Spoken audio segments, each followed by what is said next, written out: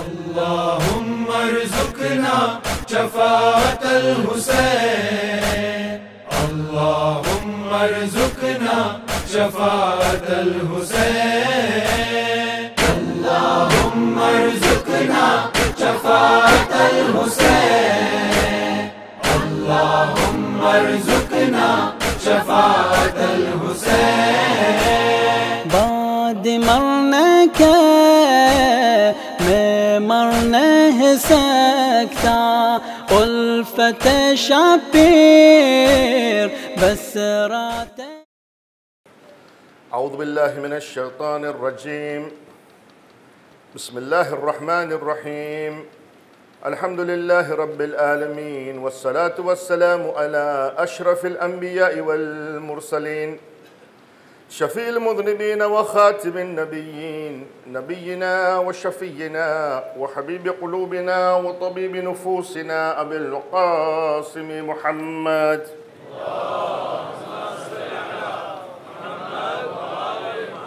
وعلى أهل بيته الطيبين الطاهرين المعصومين المنتجبين. بسم الله الرحمن الرحيم. رب اشرح لي صدري ويسر لي أمري واحلل عقدة من لساني يفقه قولي. اللهم صل على محمد وآل محمد. بسم الله الرحمن الرحيم. فإليك يا رب نسبت وجهي، وإليك يا رب مددت يدي، فبعزتك استجب لدعائي وبلغني منايا، ولا تقطع من فضلك رجائي، واكفني شر الجن والإنس من أعدائي. يا سريع الرضا اغفر لمن لا يملك إلا الدعاء، فإنك فعال لما تشاء. يا من اسمه دواء وذكره شفاء وطاعته غنى، ارحم من رعس ماله الرجاء وسلاؤه البقاء. يا سابغ النعم، يا دافع النقام، يا نور المستوحشين في الظلم، يا عالما لا يعلم. صل على محمد وآل محمد وافعل بي ما أنت أهله. وصلى الله على رسوله والأئمة الميامين من آله وسلم تسليما كثيرا كثيرا.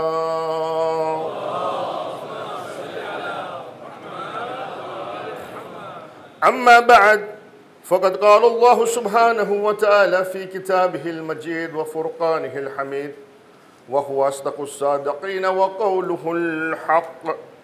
أعوذ بالله من الشيطان الرجيم. بسم الله الرحمن الرحيم.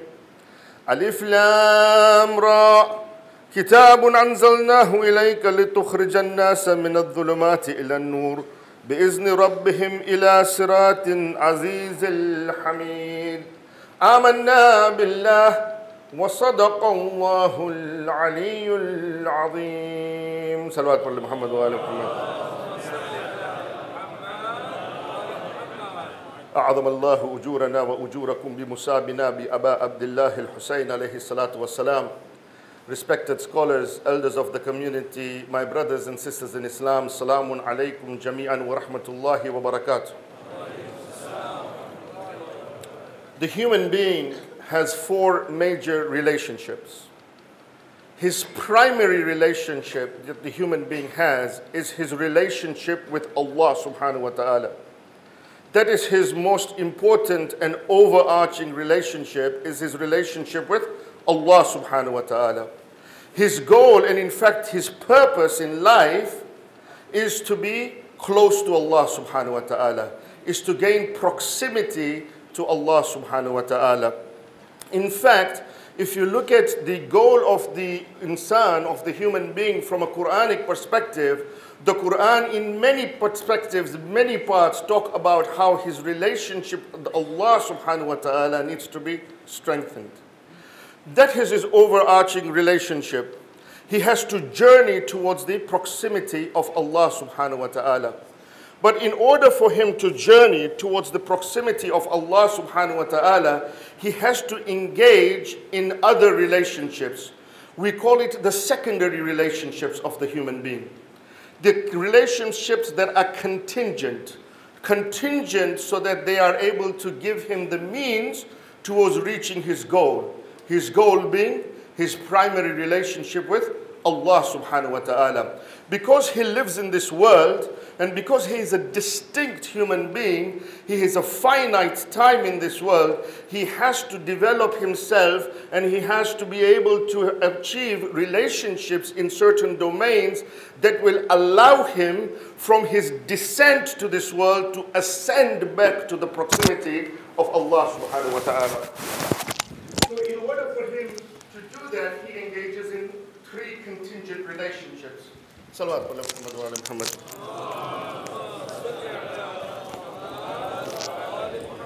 So he engages in three contingent relationships.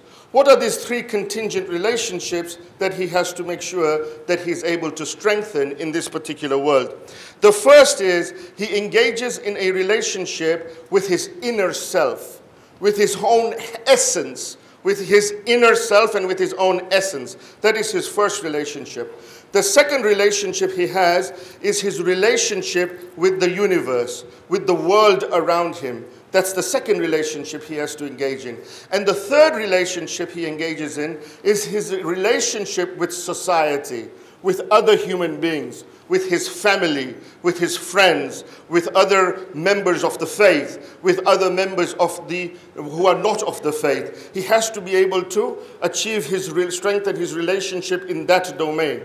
So he engages in his relationship with his inner self, he engages in a relationship with the universe and the world around him, and he engages in his relationship with society, with other human beings. He tries to perfect these relationships because he knows by perfecting this relationship, he will then be able to achieve his most important goal, which is his relationship with Allah subhanahu wa ta'ala, which is to be able to gain proximity to Allah subhanahu wa ta'ala. So how does this human being perfect his relationship in these three domains? How does he engage himself and perfect his relationship in these three domains? He starts this by actually going through a process of purification. He has to purify himself, and he knows that only when he is able to purify himself and when he is able to integrate these three relationships and interconnect these three relationships will he be able to achieve his primary goal, which is his relationship with Allah subhanahu wa ta'ala. So he goes through a process of purification. In order for him to purify his relationship with his inner self, with his own essence, he goes through a process of purification of his nafs, okay, of his soul. He goes through a process of purification of his nafs to perfect his relationship with his inner self. In order for him to perfect his relationship with the universe, with the world around him, he has to undergo a process of purification of his intellect, or of his aql.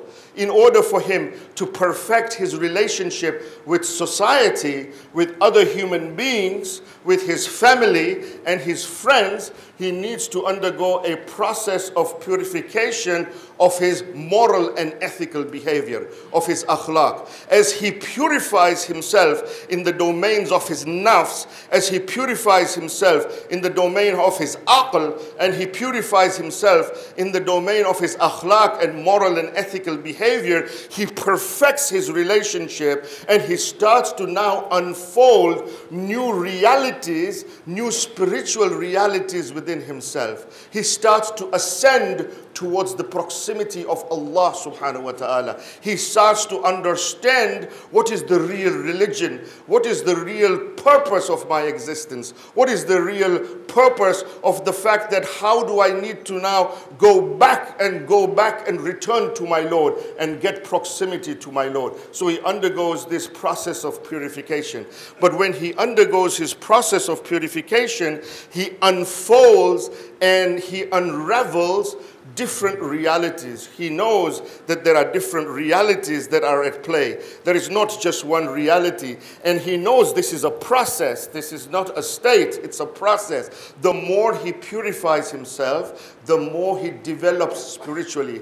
The more he purifies himself, the more he pierces those veils between him and Allah subhanahu wa ta'ala. The more he purifies himself, he unshackles himself through the bondages and the chains that he has grounded him in this world. He goes through that process of purification to start to realize what is the reality of his own inner spiritual development. And as he does that, and he goes through that process of purification, the first stage of that process is the stage of Islam. Islam is the most basic of the stages for him. It is the most low of the stages for him. It is the most apparent of it. It is superficial. It is superfluous, right? It is when he becomes a Muslim. He has become a Muslim, it is only his mind that is at play, maybe his intellect that is at play. It is a very low level. He has knowledge of Allah subhanahu wa ta'ala, but he does not have understanding of Allah subhanahu wa ta'ala. He does not have ma'rifah of Allah subhanahu wa ta'ala. So he doesn't stop there. He goes ahead, he purifies himself, he purifies his nafs, he purifies his aql or his intellect, and he purifies his akhlaq, his moral and ethical behavior. The stage of Islam is the stage of the intellect, of the mind. But as he purifies himself, he ascends to a higher level of a spiritual reality. And he goes to the level of Iman. Now he has not only knowledge of Allah subhanahu wa ta'ala, now he has an understanding of Allah subhanahu wa ta'ala. Now he gains ma'rifah of Allah subhanahu wa ta'ala. Now he has moved from the realm of the mind into the realm of the heart. He is now at his heart. He starts to understand the ma'rifah of Allah subhanahu wa ta'ala. He understands what Allah is, but he doesn't stop there. He goes on. He purifies himself even more. He purifies his nafs. He purifies his aql. He purifies his akhlaq, his moral and ethical behavior. And now he ascends to the level from Iman to the level of taqwa. He now has consciousness of Allah subhanahu wa ta'ala. He now feels the presence of Allah subhanahu wa ta'ala. He has moved from the mind to the heart, but now he has gone down into a deeper level of the heart, where he now has awareness and consciousness of Allah subhanahu wa ta'ala. He is always acutely aware of the presence of Allah subhanahu wa ta'ala. And because he is acutely aware of the presence of Allah subhanahu wa ta'ala, he now cannot do anything with the disobedience of Allah subhanahu wa ta'ala. He will now not perform any act in the disobedience of Allah subhanahu wa ta'ala, nor will he neglect any act in the obedience of Allah subhanahu wa ta'ala, because he is acutely aware of Allah subhanahu wa ta'ala. He is acutely aware of the presence of Allah subhanahu wa ta'ala, but he doesn't stop there. He purifies himself even more. He purifies his nafs. He purifies his aql. He purifies his intellect. He purifies his moral and ethical behavior. And he now moves from the state of taqwa into the state of yaqeen. He has now a new spiritual reality. He is now in the state of yaqeen. He is now in the state of conviction. He is now in the state of certitude. Now he has moved from the mind to the heart, to the deeper level of the heart. But when he comes to the state of yaqeen, he is now at the level of the spirit. He is at the level of the soul. He now is dissolved in Allah subhanahu wa ta'ala. He is completely immersed in Allah subhanahu wa ta'ala. Whatever he does, whatever he sees, he only sees Allah in it. He only witnesses Allah in it. In the Quran, this state is sometimes referred to as nafs mutma'inna, right? This is that tranquil nafs. This is that tranquil state where he is immersed in Allah subhanahu wa ta'ala. He is only aware of, and all he does Whatever he does, whatever acts he performs, it is in complete alignment of Allah subhanahu wa ta'ala. He now does not have to rationalize his religion. He doesn't have to even think. It becomes a state within him. Whatever he performs, it's automatic. It is in alignment with Allah subhanahu wa ta'ala. This is the stage of spiritual development that one achieves through perfection in these three domains, but through the process of purification. And this, my friend, is the message of Abu Abdullah al-Hussein. The message of Abu Abdullah al-Hussein is how are you going to attain spiritual elevation and be close to the proximity of Allah subhanahu wa ta'ala. The people of Yazid, the army of Yazid in Karbala, they were stuck at that initial stage of Islam. They were not able to move from that initial stage of Islam. Why? Because they were shackled and they were bonded with the desires of this world. They could not ascend to the level that was higher than that. They were stuck in that level. There was only a few in the army who were able to liberate themselves and ascend to the proximity of Allah. Maybe Hur was one of the examples that we find who was in the army of Yazid. But the rest of the army, most of them were stuck in that initial level. Yet you see on the other side, and you see the example of even a small child. Look at the example of Hazrat Qasim alayhi salam. This is maybe what, a 13-year-old boy? And when he asks his uncle, he says, "Oh, my uncle, tell me, is my name on the list of the shuhada?" And Abu Abdullah al-Hussein asks him an amazing question. He says to him, "Oh, Qasim, tell me, how do you find death?" And the answer of Qasim, a 13-year-old boy, because this spiritual development and elevation knows no age. There is no boundaries of age or anything like that, right?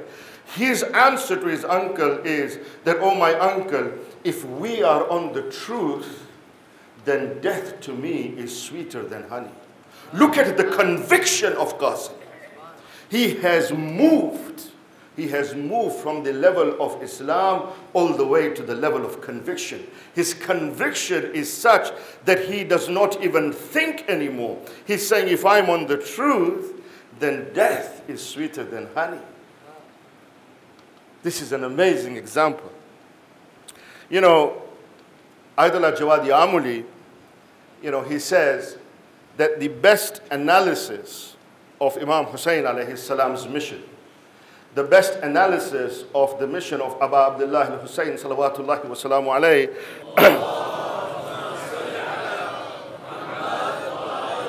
is his own explanation. This Jawadi Amuli, Ayatollah Jawadi Amuli says, it is his own explanation. Ayatollah Jawadi Amuli says, don't look here and there for the explanation.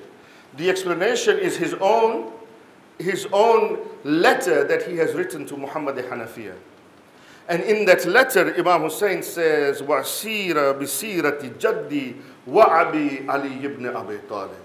Imam Hussein alayhi salam has outlined his mission, and he says to him that I am rising to reform the community so that we can act in accordance with the tradition of my grandfather and the tradition of my father Ali ibn Abi Talib.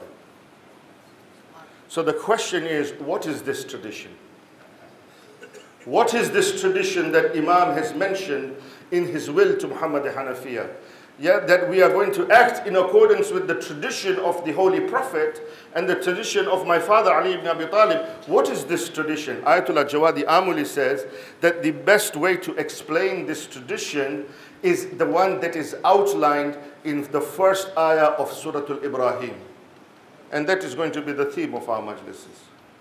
Because the ayah of Surah Al-Ibrahim says in the Holy Quran, Alif Lam Ra, Kitabun anzalnahu ilayka litukhrij an-nasa min adh-dhulumati ila an-nur bi'izni rabbihim ila siratil aziz al-hamid. Allah subhanahu wa ta'ala says in this surah, in this ayah, He says that we have sent down this book to you, to the Prophet is saying, we have sent down this book to you. This book that we have sent down, why have we sent it down? We have sent it down so you, O Prophet, can bring the people out of darkness into light. So that you can enlighten people. And Ayatollah Jawadi Amuli says, this is the mission of Aba Abdullah al-Hussein. Aba Abdullah al-Hussein and Karbala is that event, and Aba Abdullah al-Hussein is that personality whose mission is to take people out of darkness and bring them into light. Allow them to ascend spiritually and realize the process of spiritual perfection through the process of purification. That is the purpose of Imam Hussein. That is the purpose of Karbala. It was Imam Hussein who took the people, it was Imam Hussein who took the people and ascended his companions, he ascended his companions towards the proximity of Allah subhanahu wa ta'ala. This was the function of Aba Abdullah al-Hussein. This is what Imam Hussein's mission is. And look at how he does it. He does this in a brilliant way. And you will see as we go, inshallah, through the next 12 nights, as to each and every example of Karbala will show us as to how we can benefit from Imam Hussein so that we are taken from darkness into light. That is the purpose of Muharram. This is what we will analyze. How do we ascend levels of spirituality and ethics, learning from Aba Abdullah al-Hussein and learning from the events of Karbala? I have to tell you, the purpose and the goal of Muharram, listen to me carefully, because I know I've been brought up in Dar es Salaam. I was born in Dar es Salaam. So I understand the community. So don't misquote me, but let me make it very clear. The goal, the purpose of Muharram is not to cry. The purpose of Muharram is not to lament. The purpose of Muharram is not to do matam. The goal of Muharram is not to cry. The goal of Muharram is not to lament.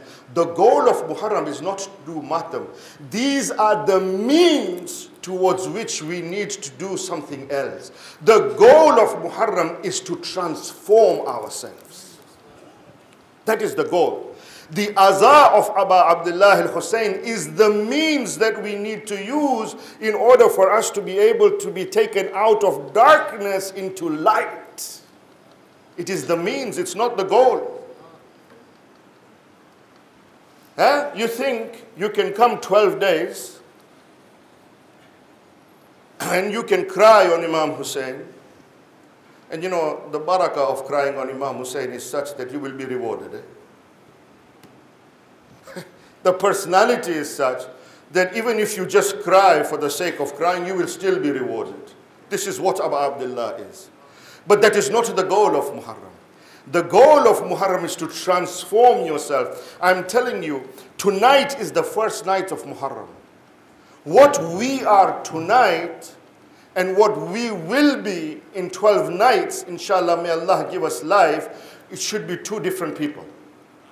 It cannot be the same. If it is the same, then wallah, you have not done the azah of Aba Abdullah. You have not done it. It cannot be the same. It has to be different. And this is what we will learn. This is what Aba Abdullah wants from us. To reform ourselves and to transform ourselves and use him and the event of Karbala to go from darkness into light. That is the purpose.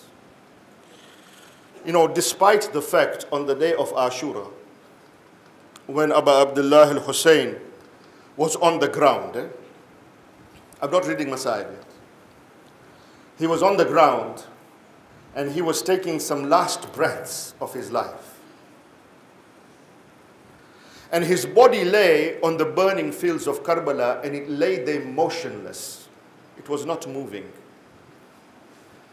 The army of Yazid did not know whether Hussein was alive or whether he had passed away.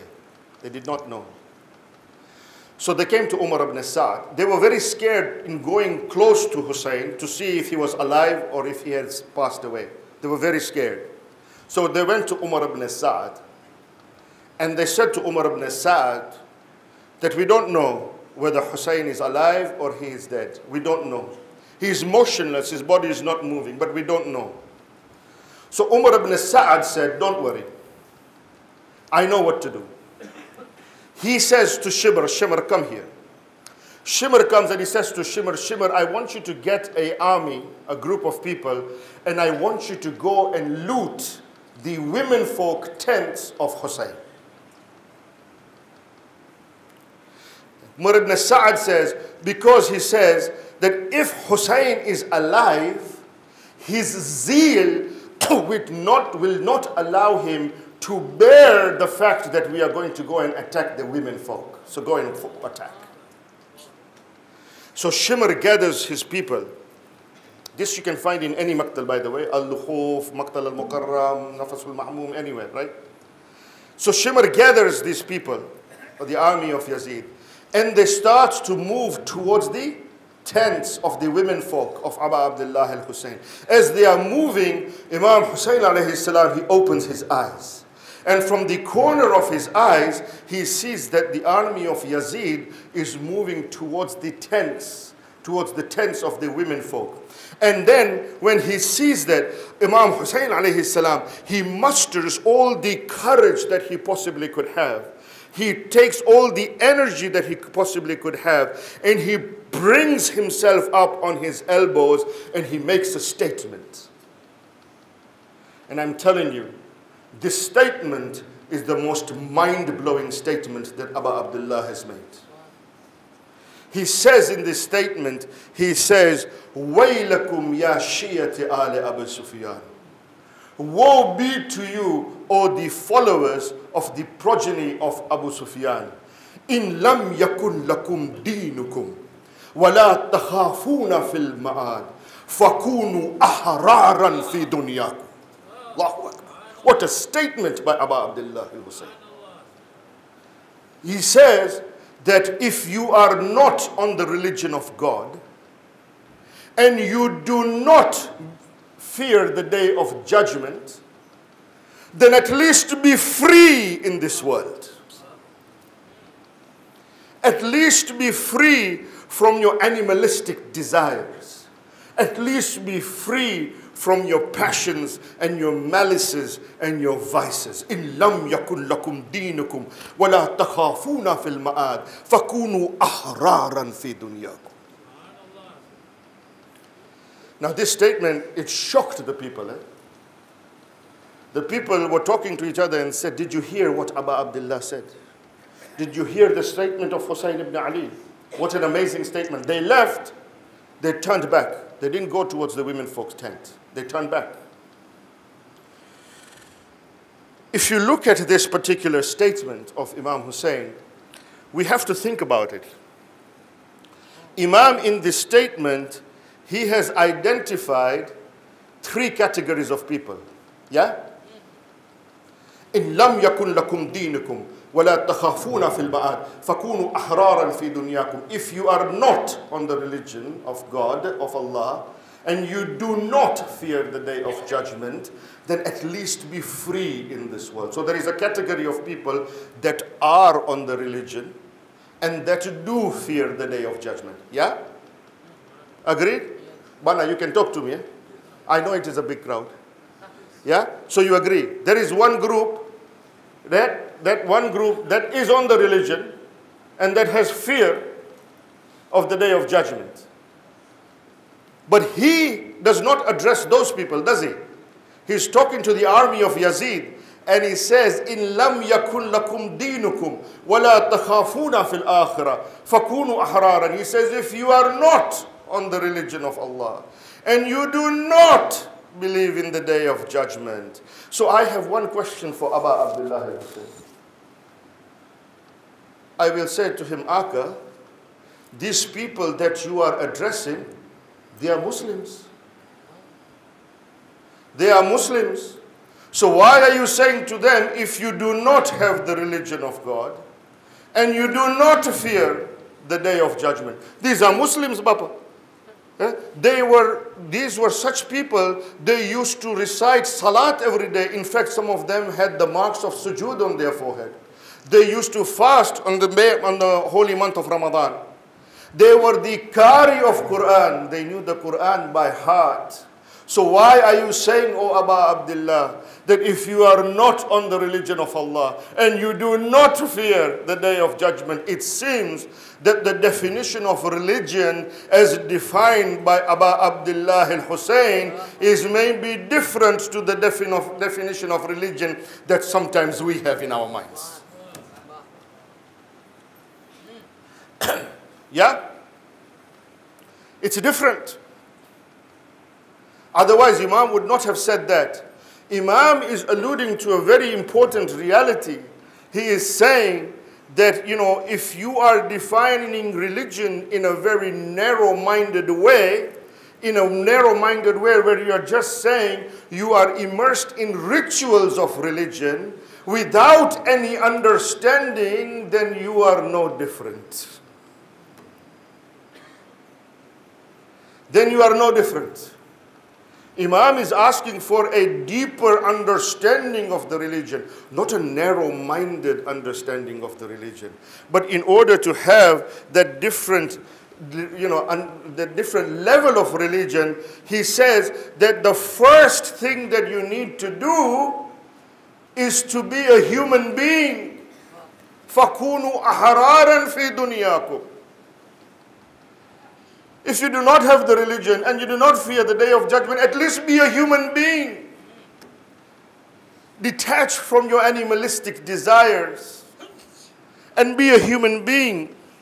If you want to achieve spirituality, you must achieve first a basic level of morality and ethics. Then you can achieve a level of spirituality. This is the message of Abu Abdullah Hussein.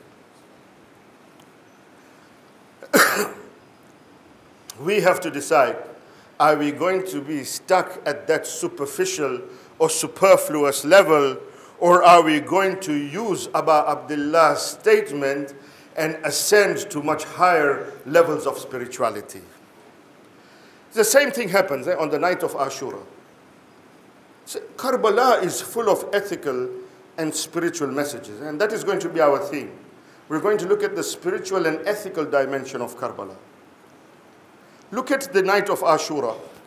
Abu Abdullah al-Hussein, he has a one-on-one meeting with Umar ibn Sa'd. One-on-one meeting with Umar ibn Sa'd. And in this one-to-one meeting with Umar ibn Sa'd, he meets with Umar ibn Sa'd and he says to Umar ibn Sa'd, do you know who I am? And Umar ibn Sa'd says, of course I know you, huh? And he outlines who Abu Abdullah al-Hussein. You are the grandson of the Prophet. You are the person that the Prophet used to put you on his lap. He used to kiss your forehead. He said, Husaynu minni wa ana min al-Hussein. He said all of this. Umar ibn Sa'd knows who Imam Hussein is. So Imam Hussein says to Umar ibn Sa'd, you know who I am. Why are you doing this? Why are you here to kill the grandson of the Holy Prophet? And Umar ibn Sa'd says, the reason that I am doing this is because he is shackled with the attachments of this world. He says, if I kill you, then I have been promised the land of Rai, which is a land that is present-day Tehran, some area in Tehran. I have been promised the governorship of Rai. Hussein says that I'll give you more. He says, no, I have got other properties. Imam Hussein al-Islam says, I'll give you more. Now I have children, I have this, I have that. He gives excuse after excuse after excuse. Why? Because his moral and ethical character is such that he is able to see the truth, he is able to know the truth, but he is not able to accept it. Because he is not even at a level of human being, let alone ascending to a level of spirituality. فَكُونُوا أَحْرَارًا فِي دُنْيَا. Sheikh Abbas Kumi in Nafasul Mahmum, he articulates this particular incident. I just want to read a small paragraph for you. In this incident, it says, Sheikh Abbas Qumi says, when it dawned, Ibn Ziyad called for the head of Imam Hussein. This is after the event of Karbala.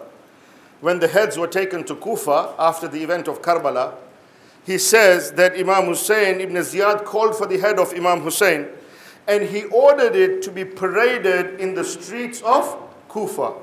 He ordered the head of Imam Hussein to be paraded in the streets of Kufa, so that the tribes and the clans in Kufa could look at the head of Abu Abdullah al-Hussein. Zayd bin Arqam says that I was on my terrace. I was on my terrace when the head of Imam Hussein alayhi salam passed by me at the end of a spear, at the end of a lance. And he said, when the head passed by me, I heard and I saw the head of Abu Abdullah al-Hussein recite Suratul Kahf. Now I gotta tell you, man, this is amazing. The head of Imam Hussein alayhi salam reciting Suratul Kahf that the local people are able to witness and hear and see. If this is not a karama, then tell me what is a karama. The question is, then why did they not change? They should have changed immediately, Bana. If you had seen something like this, they should have changed immediately. So why did they not change? They didn't change because they did not have a basic level of humanity within themselves. They did not have a basic level of humanity within themselves. And this is why Ayatollah Mutahari says in his speech on taqwa, Ayatollah Mutahari says, he says that do not think that taqwa should always be related to religiosity, like prayer and fasting. He says, no, taqwa is an essential part of humanity. It is an essential part of humanity. We recite the Quran, and these verses of the Quran everybody knows, right? Everybody knows these verses by heart. Alif Lam Mim. ذَلِكَ الْكِتَابُ لَا رَيْبَ فِيهِ هُدًى لِلْمُتَّقِينَ. Allah subhanahu wa ta'ala says that this is the book, the Quran, a Quran in which there is no doubt. What is this book? It is a guidance. A guidance to whom? A guidance to the muttaqeen. The Quran is a guidance to the muttaqeen. That means you have to have a basic level of taqwa within yourself in order for the Quran to be a guidance for you. Otherwise, it is not a guidance. If you don't even have that basic level of humanity, فَكُونُوا أَحْرَارًا فِي دُنْيَاكُمْ. If you don't have that basic level of humanity, then even the Quran is not a means of guidance to you. Because Allah subhanahu wa ta'ala says in the next few verses, I don't have the time to read the Arabic, in the next few verses, Allah subhanahu wa ta'ala says in the Quran, He says, you get to a point, I give you opportunities after opportunities after opportunities. You get to a point where you are not going to do anything. It doesn't matter whether you are warned or you are not warned. At that time, I seal your hearts. I seal your hearing. I seal your vision. There is no chance for you. You don't have even a state of humanity within you, a basic level of humanity. You know, ever wondered why we have listened to so many lectures, so many majalis, so many youth sessions, so many Laylatul Qadr? How many more Laylatul Qadr you want? Still there is no change. Still there is no change. How many youth sessions and majalis, most top lecturers in the world, when they come to Dar es Salaam. Every Laylatul Qadr we are there. Why is there still no change? We are looking for spirituality, yet we have not even developed the level of morality and ethics within ourselves. We have not become human beings. We are trying to become spiritual beings. Subhanallah. Subhanallah. This is the message of Aba Abdullah al-Hussein. Think of the night of Ashura. Every example will come from Karbala in these 12 days. We have to learn from this tragedy. We have to learn from this event. Think of the night of Ashura. Imam at every opportunity encourages people to leave, yeah? He encourages people to leave. And he says that I'm lifting my bayat from you. I'm lifting my allegiance from you. You can leave if you want. And many left. Many left. Now the people who left, they can come to you and say, you know, we left. He allowed us to leave. He lifted his bayat. He allowed us to leave. We left. It's not our fault. They can say that to you, right? But the issue is not that, is it? The issue is that they have missed the boat. They missed the caravan of love. They missed the opportunity to ascend to a higher level of spirituality. They missed the opportunity of Aba Abdullah al-Hussein taking them from darkness to light.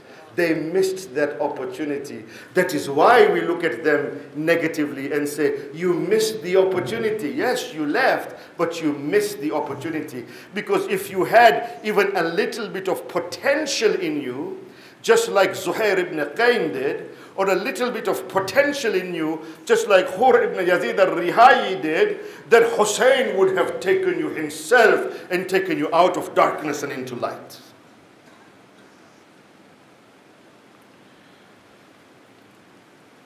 Arbab बज़म अज़ीज़ान गिरामी, इमाम हुसैन का जो इमाम का काम क्या है, अंग्रेज़ी में जिस तरह से मैंने बात की है, इमाम का काम है कि इंसानियत को जुलुमात से लेके नूर की तरफ ले जाए, जुलुमात से लेके नूर की तरफ ले जाए।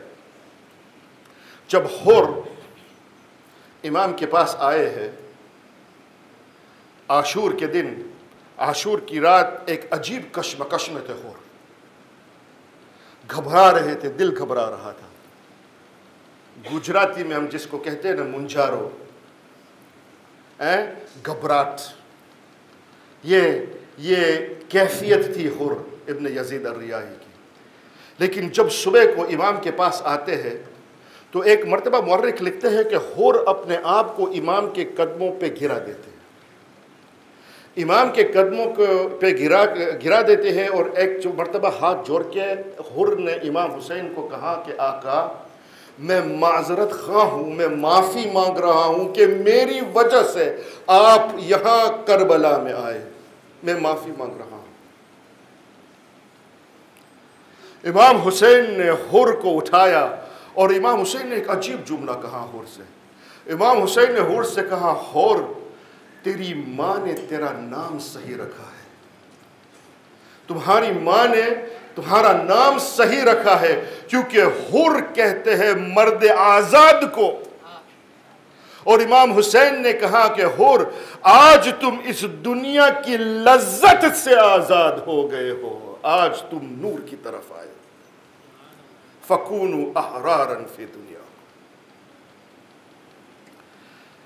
एक आदमी था जो इमाम के पास आता है और कहता है कि मैं आपके साथ नहीं हूँ, लेकिन मैं आपके खिलाफ भी नहीं हूँ। I am not with you and I am not against you. मैं आपके साथ भी नहीं हूँ और आपके खिलाफ भी नहीं हूँ। आप ये कीजिए कि ये मेरी तलवार है, बहुत अच्छी तलवार है, आप मेरी तलवार को ले लीजिए, और ये मेरा घोड़ा है और आप मेरे घोड़े को भी ले लीजिए, लेकिन मैं नहीं आ सकता। लेकिन मैं आपके खिलाफ नहीं हूँ, लेकिन मैं आपके साथ भी नहीं हूँ। मैं नहीं आ सकता, ये मेरी तलवार है और ये मेरा घोड़ा है। हम यही करते ना,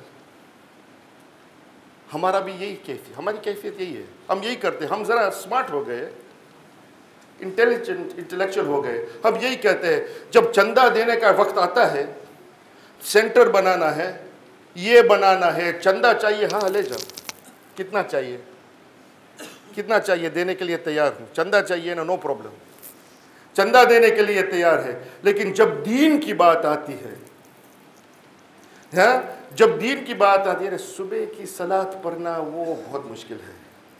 1 घंटे का वक्त होता है यार, वो बहुत मुश्किल होता है। और शहर रमज़ान के रोज़े, वो मेरे लिए ये दीन बहुत मुश्किल है। या कभी कभी क्या करते हैं हम, ये तो दे देते हैं, चंदा दे देते हैं, लेकिन ये हमें मत कहना कि अभी ये हमारे बिज़नेस में हम कोई हेरा फेरी ना करें या कोई 10 नंबरी हम ना करें, ये तो मुमकिन नहीं है। ये आखिर अफ्रीका है यार, यहाँ रिश्वत तो होती है। रिश्वत के बगैर कहाँ काम चलता है? नहीं चलता, नहीं चलता। हम पैसा देने के लिए तैयार है क्या? हलालाइज एवरीथिंग यार, पैसा कमाओ, लूटो, सब कुछ करो, फिर है ना खुम्स दे दो, पैसा हलाल हो गया। हमारी कैफियत यही है। अबा अब्दुल्लाह ने इस आदमी को कहा कि देख, न मुझे तेरी तलवार चाहिए, न मुझे तेरा घोड़ा चाहिए, हुसैन को तुम्हारा नफ्स चाहिए, नफ्स। अगर नफ्स देने के लिए तैयार हो तो आ जाओ, मैं तुम्हें जुलुमात से नूर की तरफ ले जाऊंगा। वरना खबरदार याद रखना, अगर मेरे साथ नहीं हो तो मुझसे इतनी दूर चले जाना कि जब मेरी आवाज़ इस्तिगासा की बुलंद हो तो याद रखना तेरे कानों में न पहुंच पाए। हुसैन इब्न अली, वलीद के दरबार में जब हुसैन इब्न अली को बुलाया गया था बैयत करने के लिए, तो हुसैन इब्न अली ने एक अजीब जुमला कहा। हुसैन इब्न अली ने कहा कि मुझ जैसा उस जैसे की बैयत नहीं कर सकता। सुभान अल्लाह, क्या जुमला है। ये नहीं कहा कि हुसैन इब्न अली यजीद इब्न मुआविया की बैयत नहीं कर सकता, नहीं, उसने कहा कि मुझ जैसा, तुझ जैसे की बैयत, उस जैसे की बैयत नहीं कर सकता। एक आइडियोलॉजी रख दिया इमाम हुसैन ने। अब आपको इवैल्यूएट करना है कि हम हुसैनी के वैल्यूज़ पे है कि हम यजीदी की वैल्यूज़ पे है, क्योंकि हुसैनी वैल्यूज़ वो वैल्यूज़ होती है जो कभी भी यजीदी वैल्यूज़ के ऊपर बैयत नहीं करती। मरवान बिन हकम ने जब कहा वलीद को कि देखो हुसैन आया है, यहीं पे कत्ल कर दो हुसैन को, यहीं पे अगर बैयत का इनकार कर रहा है तो यहीं पे कत्ल कर दो। जब हुसैन ने ये बात सुनी मरवान की, एक मर्तबा आवाज़ बुलंद की, यहाँ आवाज़ बुलंद होना था और वहाँ अबुल फजल अब्बास ने दरवाजे को एक ठोकर मारी, अंदर आ गए, हाथ में तलवार है, आका अब्बास हाजिर है। इमाम हुसैन ने अबुल फजल से कहा कि अबुल फजल, अब हमारा मदीने से जाना वाजिब हो गया है, अब हम नाना के मदीने को छोड़ के यहाँ से चले जाएंगे। अबुल फजल अब्बास को कहा कि अब्बास, अब हुसैन को मदीना बहुत पसंद है, लेकिन हुसैन अब मदीने में नहीं रुक सकता। इमाम हुसैन अलैहिस्सलाम कब्र रसूल पे आते हैं। एक मर्तबा कब्र रसूल पे बैठ गए। इमाम ने कब्र रसूल पे बैठ के कहा, नाना जान, हुसैन मदीना को छोड़ के जा रहा है, मुमकिन है कि हुसैन वापस न आए। अब देख मुर्रिख लिखते हैं कि थोड़ी देर के बाद इमाम हुसैन फातिमा ज़हरा की कब्र पे आए हैं।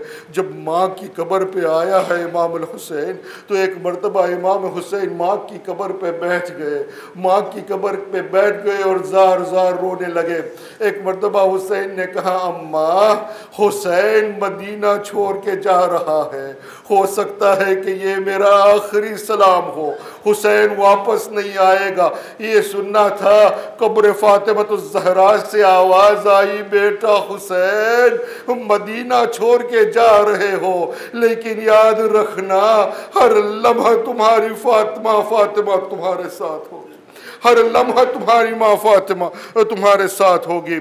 हुसैन ने अब्बास से कहा, अबुल फजल एक फहरिस्त तैयार करो, एक लिस्ट तैयार करो जिसमें सबके नाम आएंगे जो हमारे साथ मदीने से रवानगी करेंगे।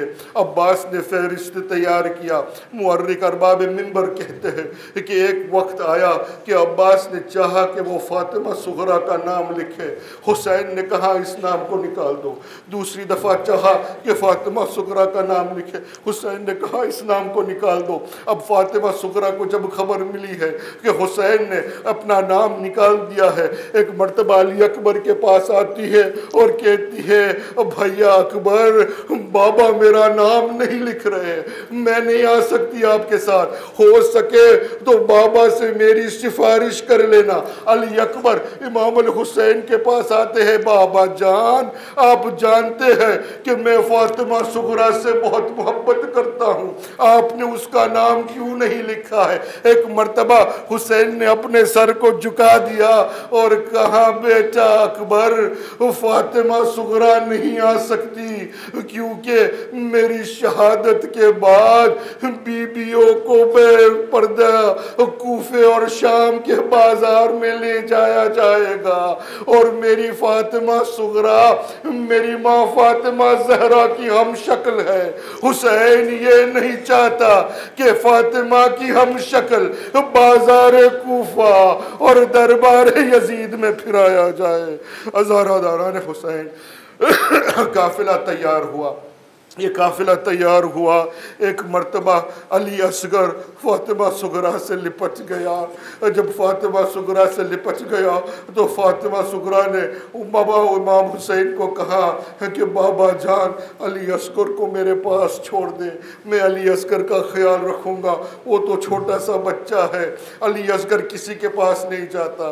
इमाम हुसैन ने भी कोशिश की, इमाम हुसैन के पास भी नहीं जाता। एक मर्तबा हुसैन ने जैसे हुसैन के अली असगर के कानों में कुछ कहा, मुझे नहीं पता कि इमाम ने अली असगर के कानों में क्या कहा, लेकिन इतना पता है कि जब इमाम ने अली असगर के कानों में कुछ कहा, अली असगर ने फौरन फातिमा सुगरा की आगोश को छोड़ दिया, इमाम हुसैन के पास आ गए। दिल कहता है कि शायद हुसैन ने कहा हो, अली असगर क्या हुरमला के तीर से डर गए, अली असगर तुम्हारे गला का ज़बा होना इस्लाम की फतह के लिए ज़रूरी है। अज़ादारान हुसैन, अब ये काफिला चल रहा है, आखिरी मसाइब पढ़ रहा हूँ, इमाम अल हुसैन का काफिला चल रहा है। उम्मुल बनीन आगे बढ़ती है। एक मर्तबा इमाम हुसैन से कहा, आका मैं चाहती हूँ कि मैं अबुल फजल अब्बास के साथ अकेले में कुछ बात कर सकूँ, क्या आप मुझे इजाज़त देते हैं। अब अब्दुल्लाह ने कहा, हाँ अम्मा आप बात कर सकती है। एक मर्तबा उम्मुल बनीन ने अबुल फजल का हाथ लिया और कहा, अबुल फजल चलो मेरे साथ चलो। अबुल फजल गए, उम्मुल बनीन का हाथ पकड़ा हुआ है। अबुल फजल को उम्मुल बनीन कब्र रसूल पे लेके आई। अब उम्मुल बनीन ने अब्बास को कहा, अब्बास अब कब्र रसूल पे बैठ जाओ।